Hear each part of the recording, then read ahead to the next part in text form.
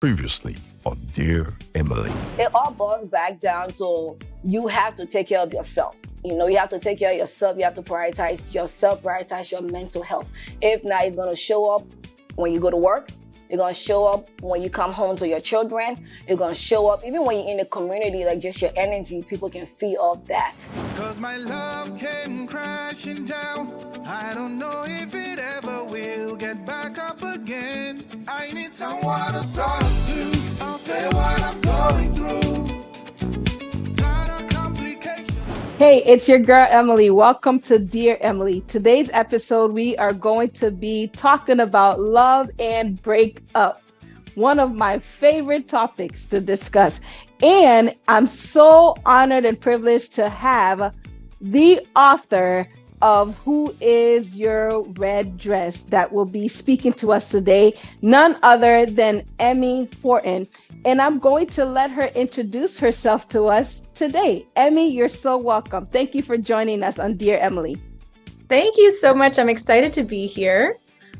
Little introduction. I'm a breakup and relationship coach. So I help people process their heartbreak and really lay a strong foundation so that they can move forward with more confidence, less stress, and more joy in their life for where they are in life. Emmi, thank you so much for that introduction. Now, you shared a little bit about you being a breakup coach. Give us a little bit more background, because there's something that I read about you being a teacher. That is correct. I was a high school biology teacher for 16 years, and I really enjoyed the profession. I enjoy the topic.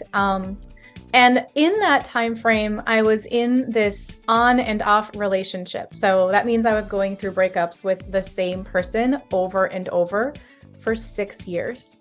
So for me, it was really more of this like addictive cycle that I couldn't pry myself out of.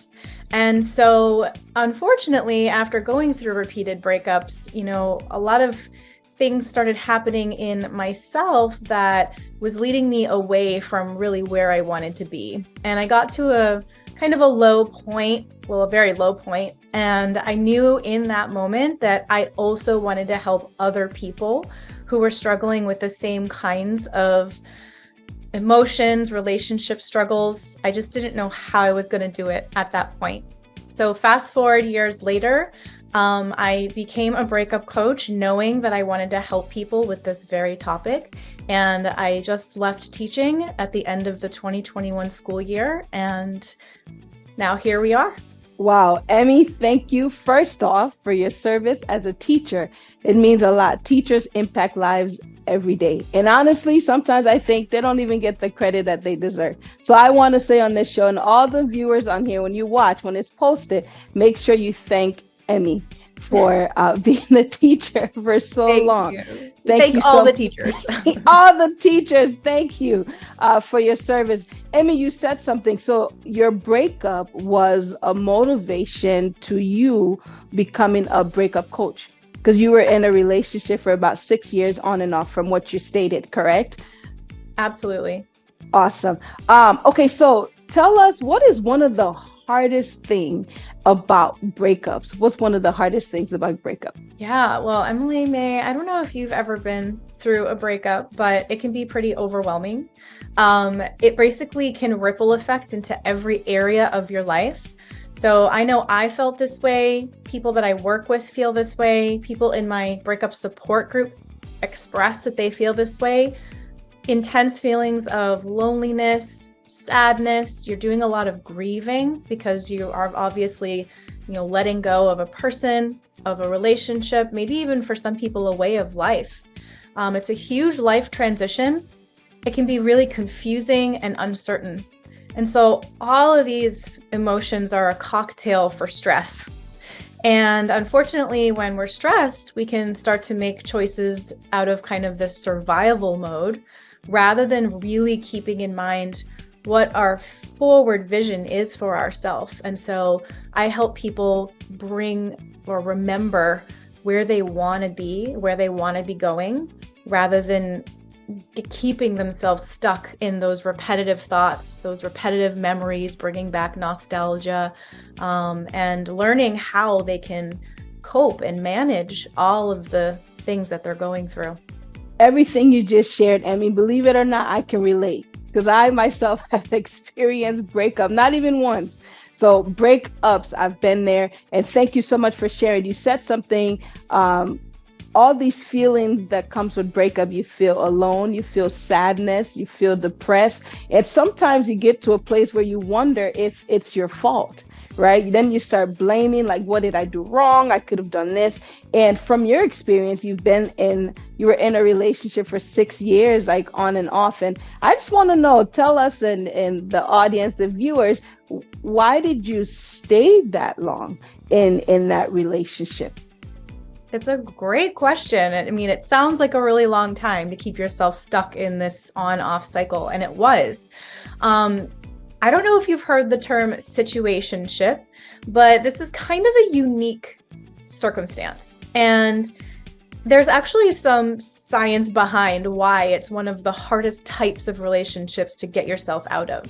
So there's this thing called intermittent reward, and it's kind of like gambling, right? When you go in, you take a chance, you take a risk, and you never know when you're going to win. You never know when you're going to get a reward.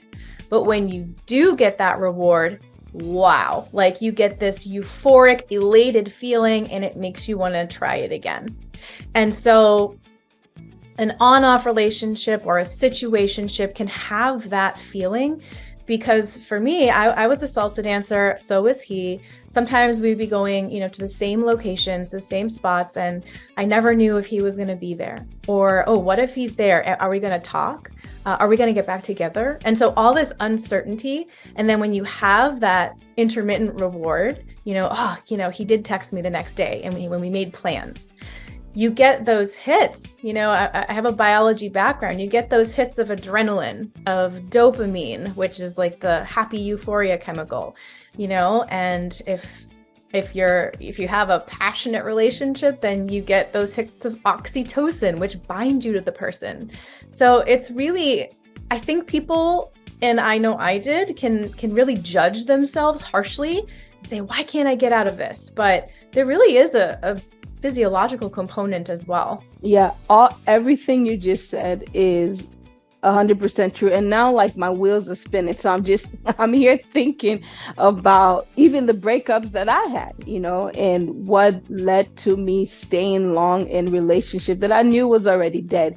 And we have a lot of people who are in that position. They're stuck. They want to leave, but they can't leave. And something that you shared is similarities, right? Sometimes you have something in common. You just can't leave because you've invested a lot.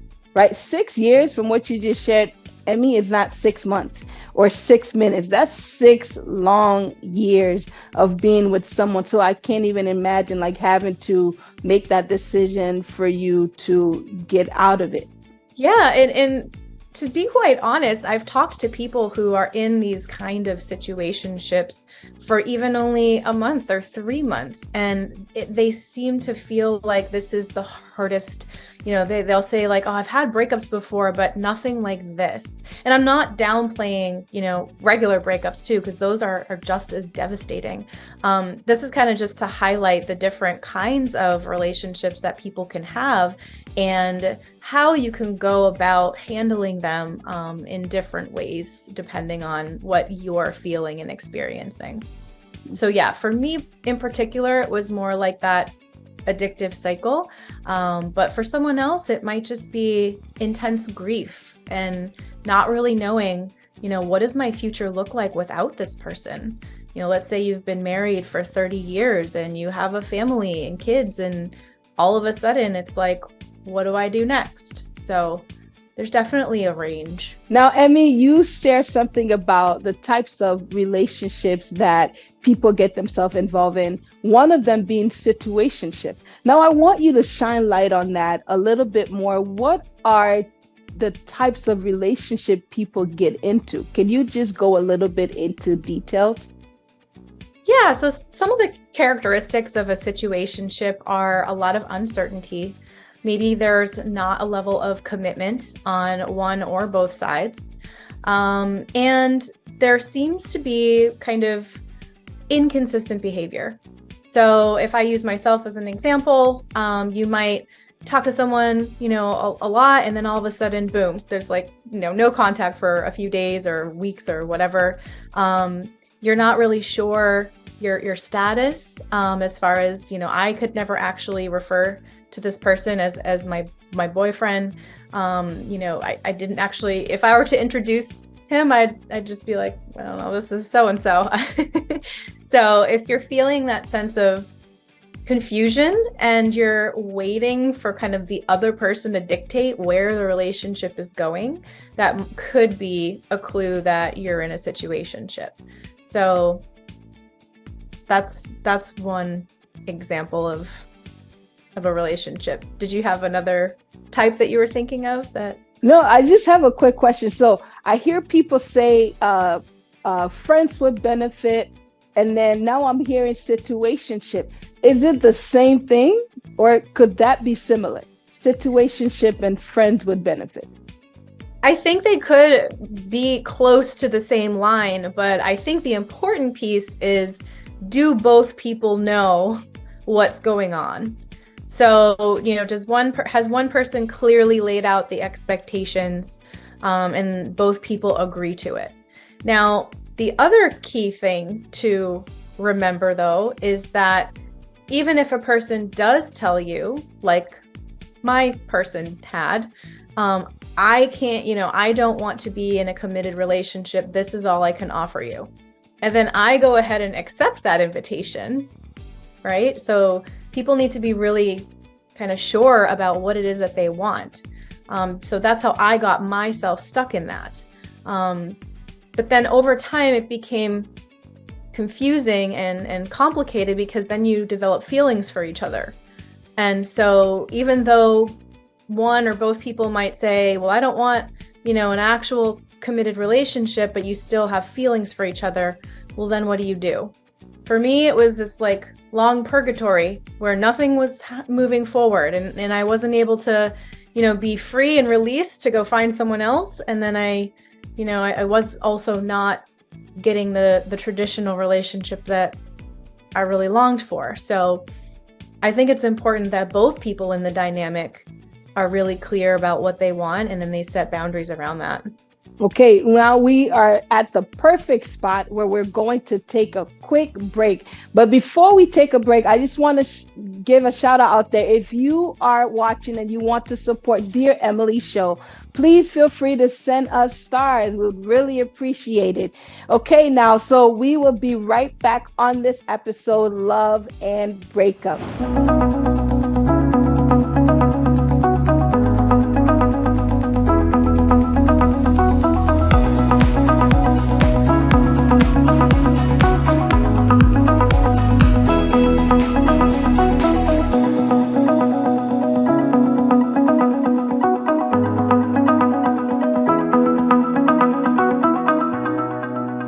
All right, welcome back to Dear Emili, everyone. We're just having a conversation with our amazing guest all the way from Massachusetts. She's joining us, Emmi Fortin, who is a breakup coach, an author, a teacher, you name it, an expert in so many fields. We were just having a conversation about love and breakup. But like I said earlier, before we took a break, feel free to send us stars. And if you would like to donate to this show because you're being impacted by it, please see the number on the screen and send us your donation on Cash App. We would really appreciate it. All right, we're going to get right back to our juicy conversation about love and breakup. Emmi, once more, thank you for joining us. You're so welcome, and we're so excited to have you. Yes, it's an important topic. I'm glad we're talking about it. Yes. All right. So we left off on situationship, and you said something that really stood out to me. You said that it really depends on expectations that the both of you would have about the relationship, or in this case, the situationship. So now my question to you, Emmi, was there ever a time where you wanted more from the person that you were with for about 6 years, but they were also not on the same page. Was there a time where your expectations sort of like shifted? Absolutely. So I do also want to make it clear, and I try to do this as much as possible in my memoir, Who is Your Red Dress? I try to show that relationships are a dynamic. So, rather than blaming the other person for whatever happened, I really, really took a hard look at what my role was in that too. So to speak to your question, yes, for the majority of the situationship, I wanted more. I wanted to be like a traditional couple. However, after writing the book helped me process a lot, and it also helped me see our relationship objectively. Like, it allowed me to almost watch us as characters in a movie in my own head. And so I started understanding why each person was doing what they were doing, acting the way they were acting. And so by the end of writing the book, I started to kind of view the whole relationship as a mirror for myself. And I realized that the very things that I was, kind of blaming him for were some of the qualities that I also possessed. And so it was really important for me to get super honest with myself around the role that I played in that as well. And I think that that's one thing, especially now with the internet, and everyone can just, Google things and learn, all these different types of disorders and names for things. It's also important for us to take responsibility for our role. Not saying that we're justifying poor behavior, but we are taking ourselves out of a victim role and saying, okay, what did not work here and what needs to shift for a future relationship that I have. Thank you so much, Emmi, for sharing that. And I honestly could not agree more, because sometimes it's easier for us to shift blame, right, on the other party versus taking that ownership as to, okay, what could I have done better? And I just want to know, feel free to share with our viewers, our audience, what were some things that you learned from that relationship that you possess, maybe some characteristics that you didn't like so much, that you told yourself moving on into the next relationship, I'll make sure that doesn't repeat itself? Yeah, I'm glad you asked, because I have a solid answer for myself. I know exactly what it is, and it was honesty, but in different ways. So from the information that I had gathered, his was a dishonesty of what was going on in the relationship, or, what he was up to. But for me, it was honesty with myself around, I was accepting this whole entire thing when, if I was honest with myself, this is not what I wanted. And so I was basically like lying to myself about wanting to preserve the fairy tale idea of what I wanted our relationship to be versus the reality of what it actually was. And so from that moment on, when I realized that, I actually made a promise to myself that I was going to be 100% honest in everything that I do, like not even little white lies anywhere. And it's really transformed me as a person and how I interact with other people. It also allows me to hold up my boundaries and stay true to what my core beliefs are. Emmi, that is so important what you just touched on, honesty, right? But honesty looks different for everyone. And I want to know, why do you think that is? Why do you think sometimes it's so hard for us to get to that place of being honest with ourselves? It's easy that we expect other people to be transparent, to be honest, to be authentic with us. But when it comes to down the line of relationship, love, breakup, sometimes it's really hard for us to hold ourselves to that expectation. Why do you think that is? I think there's numerous reasons, and maybe I'll highlight three of them. One, I think there a lot of times, I'm saying this because I hear it a lot in my breakup support group and from my clients, that people are afraid of being alone. And so if there is a conflict, or if there's something that they want to bring up with their partner, they might just choose to push it under the rug or just avoid it completely, rather than dealing with any kind of conflict, because then they run the risk of, ooh, what if this person doesn't like what I'm going to say? Are they going to leave me? Or, is this going to cause them not accepting me and what I have to say? So I think that fear of being alone, but also any insecurities that you have around another person accepting you. Because a key part of communication is being willing to hear what someone else has to say to you, even if it's not what you want to hear. That is 100% true. And I hope our viewers are listening and they're taking notes, because this is such a valuable conversation. And Emmi, you are providing us with a lot of insight that I know that people are going to take from this. So Emmi, in regards to love and breakup, now I want to shift a little bit into the people that you work with, the clients that you work with. What are some of the reasons that they come to you? What solutions are they looking for? What help are they looking for? Could you just shine a little bit of light on that? Yeah, thanks for asking that. People are majority of people are either going through a breakup or divorce, or they've gone through one and they just really haven't been able to kind of move forward, or really struggling to let go of the person or the past that they are remembering.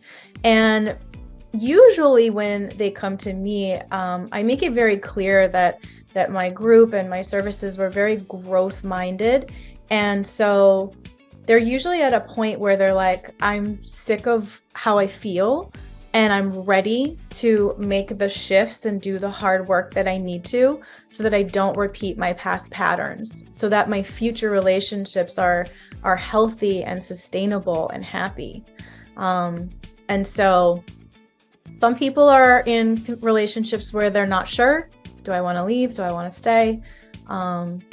It runs the gambit, but mostly with breakups and divorces. Thank you so much for sharing that. So now I have another question and an example to present. And as the breakup expert, the breakup coach, I know you're going to answer this. So what if someone comes up to you and they're seeking your service, they're going through divorce, or they're contemplating going through divorce, but for the sake of their family and for the sake of their children specifically, they don't want to go through divorce, but they know that the marriage has been dead, right? That marriage has been dead for so long and there's just no more love. There's no love there. What would you tell someone who's like, Coach Emmi, what do? I know I need to leave. I know this is toxic. This is not helping me in any way, shape, or form, but for the sake of my family and for the sake of my babies, I want to stay. What would be your advice to that person? Yeah, I think that's a really common scenario. And I think people's answers are definitely shaped by their environment. So for me to say, one person should do something in particular might not look the same for someone else. Our religion, our culture, our family life, that can shape what we think we should or shouldn't do. So as a coach, I would definitely prompt you to reflect on how do you want to feel in your relationship consistently? Of course, in relationships, you'll have up and downs, but if you were to take a percentage, are you miserable 80, 90% of the time? Or what model and feel do you want to have when you're with your kids? Would you want your kids to be in a same kind of relationship that you're in when they're adults? Just start to reflect on reconnecting with yourself, what you know to be true. I always say try to work in to out versus out to in. And usually a lot of us will reach out. What's the first thing you do, right? When you have this kind of thing happen to you? You call your friends, you call your family. Oh my God, you tell them, what do I do? And all that is incoming advice. But even as a coach, I try to help people get to their own conclusion by connecting with their own intuition. Thank you so much, Emmy. I asked that question because as coaches, I'm a coach as well. As coaches, we get sometimes people coming into having these relationship questions, especially when it comes down the line of people who have been married or they're contemplating divorce. They don't know how to get out or if they should for the sake of their family. And one of the things, something that you also share that I tell people all the time is, just because you're married doesn't mean that your marriage is healthy. Because there are literally people who are just coexisting for the sake of their families, but the marriage has been dead for so long. So that's something that for people who are watching, who might be in this situation, is something to think about, something that you said. What is feeding you? What makes you happy? Like, what keeps your sanity? And if you're in a relationship, in a marriage where you're constantly complaining and nagging and whining and you're just not at peace, maybe it's time for you to do some introspection. It's time for you to reflect. Yeah, and before people make any, big choices, I always say, take a pause. It's very overwhelming. There's a lot to consider. And I actually call it a breakup recovery period. Just take a pause and prioritize your reconnection with yourself. I have, 3 areas that I usually recommend people spend some energy on. I call it RED, my RED process. Restore, reconnect with yourself. Elevate, grow and learn. What are you supposed to learn about yourself from this experience? And then D is the dare. Step out of your comfort zone. You might need to get a little bit uncomfortable to create this world, this relationship, this life that you want. Thank you so much, Emmy. And we are just going to take a little break. But before we do, something I just remember, your method, RED, restore, elevate, and dare. Dare, restore, elevate, dare. So I'm not leaving with, I'm not going to forget about that. So I hope the viewers that are watching will not forget that. In the meantime, we're going to take a quick break and we will be right back on Dear Emily with the episode Love and Breakup. Also, feel free to send us stars or donate to the number that will be on the screen. And we will see you shortly.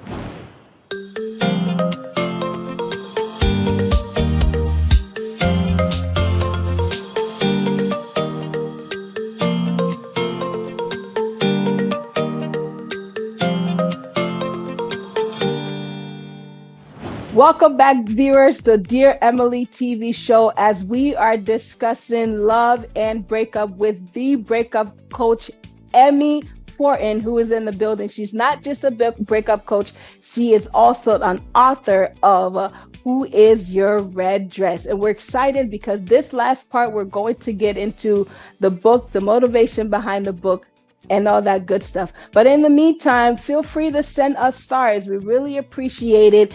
And you can donate to Dear Emily by sending us some Cash App. Okay, we appreciate you. And once more, Emmy, thank you so much for being with us today. My pleasure. All right.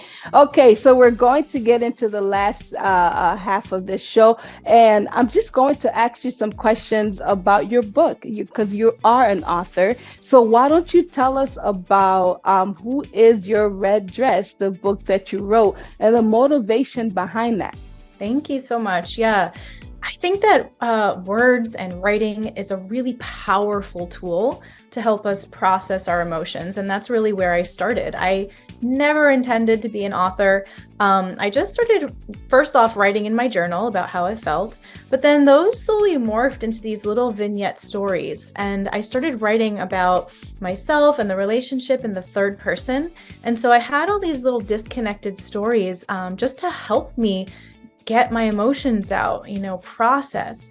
And eventually I started thinking, I think I could link these together and make this one cohesive story. And then I decided, you know what, I'm gonna write a book. And so it is a memoir.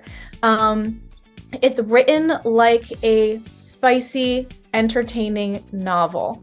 So if anybody enjoys the show Sex and the City, it's kind of like a mix of that with the world of salsa dancing. So there's, every time I go through my breakups, I go on these online dating tangents. So there's stories about that. There's travel stories, and all of them kind of map out my journey from being in this stuck cycle to really figuring out how to pull myself out of it and come out somewhat transformed, I would say, in the end. Of course, we're all transforming all the time, but that's the story. Okay, now I need a copy of the book, Emmi. I'd be happy to send you one. I need a copy of the book. Oh my gosh, it sounds very interesting. I am so excited and looking forward to it. And our viewers, we're going to post the link and everything so that you're able to go online and purchase this memoir of Emmi that she wrote about her journey. So Emmi, in regards to the book, if anyone wants to purchase the book and all that, where would they go?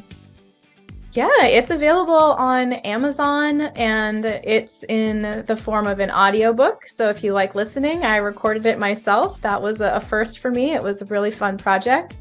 Paperback, ebook. You can also go to my author website and watch a cinematic book trailer that I created and filmed. It's book.whoisyourreddress.com/author. And you can also listen to the first 2 chapters for free there. That was a long link. Not to worry, viewers, it will be posted for you to click on it and purchase your book. And this is a book that you don't want to miss out on. So Emmi, we're so glad to have you on to talk about the book, Who Is Your Red Dress? It sounds really spicy and steamy and juicy. So I'm excited to read also. Emmi, what is your favorite chapter in that book?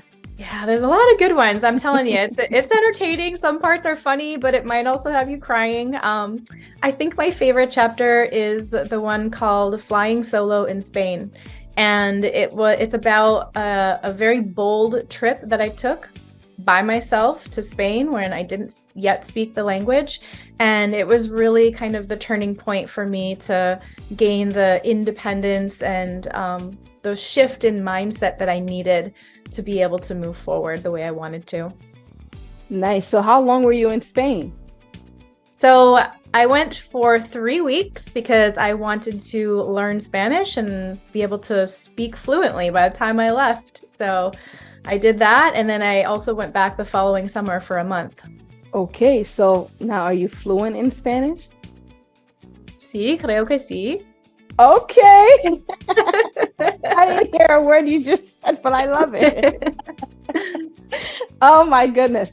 Okay, you speak Spanish, you're an author. What is it that you cannot do, Emmi? It seems like you can do everything and anything. I can tell you it's a lot having to do with technology. That's a blind spot of mine.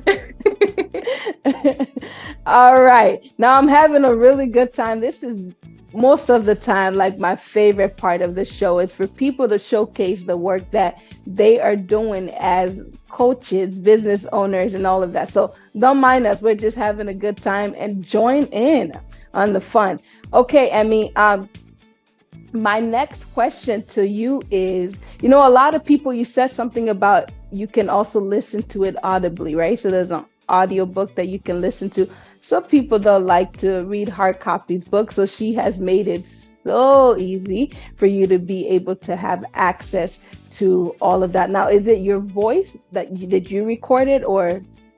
I narrated it, and let me tell you, Emily, I had to try my best with numerous accents. So everybody can let me know how you think I did on that. All right. So is the book the audiobook, is it just in English, or is it also in Spanish? All in English. Yeah. All in English. Yeah. Okay. And it's risque. So I do want to let people know what to expect. Okay. In other words, it's pretty steamy. Yes, exactly. You said it's a combination of Sex in the City and salsa dancing, right? Yeah, exactly. And travel and online dating, craziness. Awesome. And I know that you salsa dance as well. I do. How yeah. long have you been doing that? Close to 20 years now, or maybe even more at this point. I haven't calculated in a while. Okay, 20 years. You know, I've seen some of your moves and all of that, and I'm like, I know I can't do this. Like, I mean, Oh, it's just sure you can. Just need a couple lessons, that's all. Okay, I mean, I'm gonna have to come so you can teach me some moves. I would love to do that. I'll have to make a trip to Massachusetts so you can teach me. Yeah. All right. All right, Emmy. So we've talked about breakup. We've given some scenarios of what people would do in that situation and what advice you would give to them. Before we close out for today's show, I want you to give us a couple of advice, like as a coach, as a breakup coach, someone who is going through a breakup or someone who is thinking about leaving that relationship of stagnation. What are some of your advice that you would give to them? Yeah, that's really, really important. I would say the number one thing, aside from what we've already talked about, which is reconnecting to yourself, is to find support.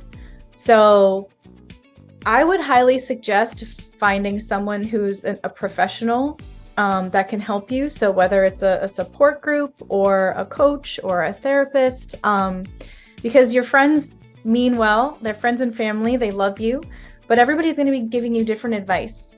And the thing that you should do is you only know that. And so by finding a professional to help you or a support group run by someone who's kind of familiar with these things, it can really help to direct you and guide you to the answers that you have inside. Awesome. And Emmy is so humble about it, but let me just throw it out there. You can also reach out to her. She is a breakup coach that would be glad to walk you through the process, walk you through those steps. She has her own model of coaching people, I'm sure. So Emmy, feel free to reach out to her as well. That's why we have people on Dear Emily, so that they can show their expertise. But if it's something that you need, you can reach out to them. So Emmy, thank you so much for those tips and your advice that you just gave. Do you have any last parting words to say before I close us out tonight? Yeah, no matter how lonely or how sad or how confused you might feel about your relationship or your loss of one, there are always other people who can support you and who are going through similar things. And our main goal is to connect everybody so that we can lift each other up and find the way forward. You just heard her. No matter how hard it is, you can always find a way forward. And one of those ways is for you to seek a coach, a counselor, even therapist that's in the line of that expertise that would be able to walk you through whatever season or journey of life that you're in. So Emmy, I want to say thank you so much for joining us tonight. Not to worry, her book is going to be on here, so you'll be able to purchase the book. The link would also be posted. Once more, Emmy, like I said, it's such an honor and a privilege to have you on Dear Emily TV show. I still got to come to Massachusetts so you could teach me how to dance. I would love that. Really love that. And thank you so much for having me and sharing me with your audience. I know that you are so talented and I really appreciate that. Oh, Emmy, stop. You're making me blush. Stop it. All right, everyone. Emmy, thank you once again for joining us. And to all of our viewers, thank you for watching Dear Emily on this episode, Love and Breakup. Thank you for joining Emmy and I today. We had a really great time. All her information will be posted so you can reach out to her if you need coaching, if you need breakup coaching, anything you need to reach out to Emmy, even biology lesson, because she's a biology teacher. So Sure. to help you out. Reach out to her. Thank you so much for joining us. Once again, feel free to send us stars. Also, donate to Dear Emily TV show. The number will be posted on the screen. And we will see you next time on Dear Emily. Thank you so much for watching and have a wonderful one, everyone. Thank you. 'Cause my love came crashing down. I don't know if it ever will get back up again. I need someone to talk to. I'll say what I'm going through.